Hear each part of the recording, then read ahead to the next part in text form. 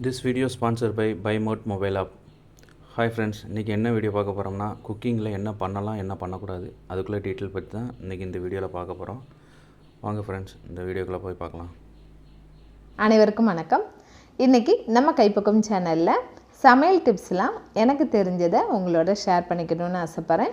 இந்த ஒரு சில சமையல் டிப்ஸ்லாம் நீங்கள் பார்க்குறதுக்கு முன்னாடி நீங்கள் பண்ண வேண்டியதெல்லாம் கைப்பக்கம் சேனலை சப்ஸ்கிரைப் பண்ணி பெல் ஐக்கானை ப்ரெஸ் பண்ணுங்கள். இப்போ வாங்க வீடியோக்குள்ளே போயிடலாம். இப்போது இந்த சமையல் டிப்ஸில் நம்ம அரிசியில் வண்டு வந்திருக்கோம்.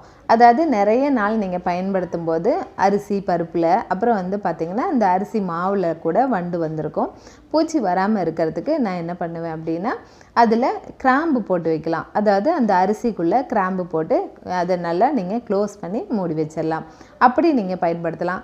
அப்படி இல்லைன்னா வேப்ப இலை இருக்குல்ல, அதை கூட நீங்கள் அதில் போட்டு மூடி வச்சிடலாம். அப்படியும் இல்லைன்னா பெருங்காயம் இருக்குல்ல, அதாவது கட்டி பெருங்காயம், அதை நீங்கள் அதில் சேர்த்து நீங்கள் நல்லா க்ளோஸ் பண்ணி நல்லா காற்று போகாத மாதிரி நல்லா டைட்டாக க்ளோஸ் பண்ணி வச்சிட்டிங்கன்னா ரொம்ப நாளைக்கு அதில் வண்டு வராது, பூச்சி எதுவுமே வராது, நல்லா ஃப்ரெஷ்ஷாகவே இருக்கும். அடுத்தது பார்த்திங்கன்னா வெள்ளை ரவை. அந்த வெள்ளை ரவை பார்த்திங்கன்னா நம்ம ரொம்ப நாளைக்கு வாங்கி வச்சுருக்கும்போது அதில் வண்டு வந்திருக்கும். அதில் பார்த்திங்கன்னா அந்த புழு மாதிரி பூச்சியெலாம் இருக்கும். அதை நீங்கள் தவிர்க்கணும் அப்படின்னா வெள்ளை ரவையை நீங்கள் நல்லா வறுத்துருங்க. அதாவது வறுத்துட்டு நல்லா ஆற விட்டுட்டு ஏர்டைட் கண்டெய்னரில் ஸ்டோர் பண்ணி வச்சுக்கோங்க. ரொம்ப நாளைக்கு உங்களுக்கு கெட்டு போகாமல் இருக்கும். நம்ம அடுத்த டிப்ஸ் என்னங்கிறத பார்த்தலாம். அதாவது தயிர் நீங்கள் புரத்தி வச்சதுக்கப்புறம் ஒரு நாள் நல்லா ஃப்ரெஷ்ஷாக இருக்கும். அதாவது ஒரு 3 hours 4 hours தயிர் நல்லா ஃப்ரெஷ்ஷாக இருக்கும். அப்போ நீங்கள் சாப்பிட்டுக்கலாம். அதே சமயம் நீங்கள் ரொம்ப நாள், அதாவது ஒரு நாள் 2 நாள் அந்த ஃப்ரிட்ஜில் வச்சுருந்தா கூட ரொம்ப புளிப்பு ஏறி இருக்கும். அந்த தயிர் புளிப்பு ஏறாமல் இருக்கிறதுக்கு நான் என்ன பண்ணுவேன் அப்படின்னா, தேங்காய் துண்டு இருக்குல்ல, அதை எடுத்து ஒரு துண்டு அதில் போட்டு நல்லா க்ளோஸ் பண்ணி வச்சுருவேன். அது உங்களுக்கு ஒரு 2 நாள் வரைக்கும் தயிர் நல்லா ஃப்ரெஷ்ஷாகவே இருக்கும். அந்த மாதிரி நீங்கள் ட்ரை பண்ணி பாருங்கள்.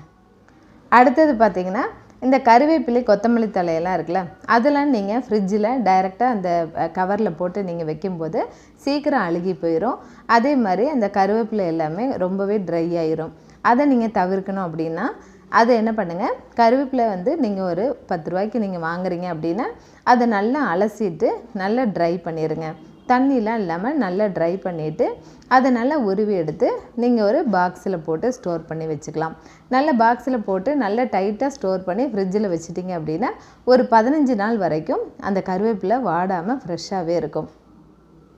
அடுத்தது பார்த்திங்கன்னா கொத்தமல்லி தழை இருக்குல்ல, அதை அதே மாதிரியே நம்ம வாங்கி நல்லா ஃப்ரெஷ்ஷாக அதை நல்லா அலசி ட்ரை பண்ணிவிட்டு அதில் உள்ள வேர் எல்லாமே கட் பண்ணிவிட்டு அதுக்கப்புறம் நம்ம அதை பாக்ஸில் போட்டு ஸ்டோர் பண்ணி வச்சிட்டிங்க அப்படின்னா அதுவும் உங்களுக்கு ஒரு வாரத்துக்கு அழுகி போகாமல் நல்லா ஃப்ரெஷ்ஷாக இருக்கும்.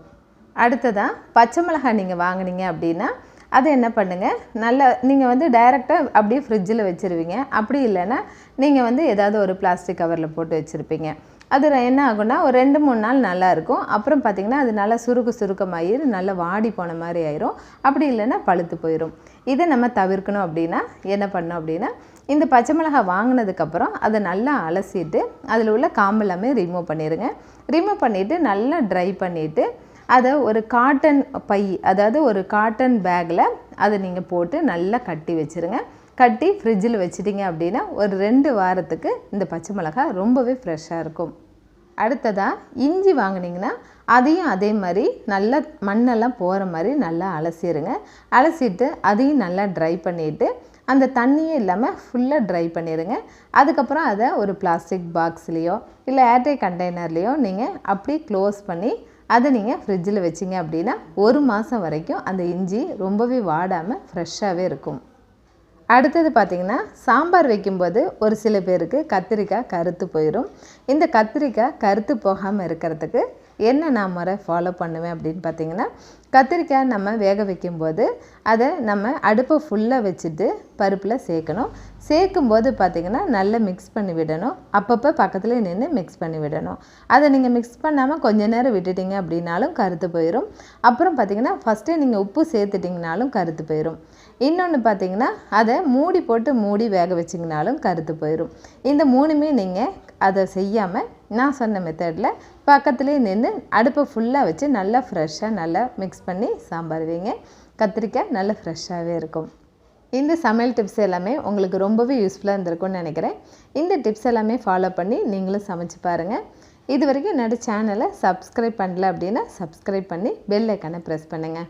இந்த வீடியோ பிடிச்சிருந்தா உங்கள் ஃப்ரெண்ட்ஸ் நெய்பர்ஸ் எல்லாருக்கும் ஷேர் பண்ணுங்கள். உங்களை நான் அடுத்த ஒரு வீடியோ பதிவோடு சந்திக்கிறேன். தேங்க்யூ. பாய்.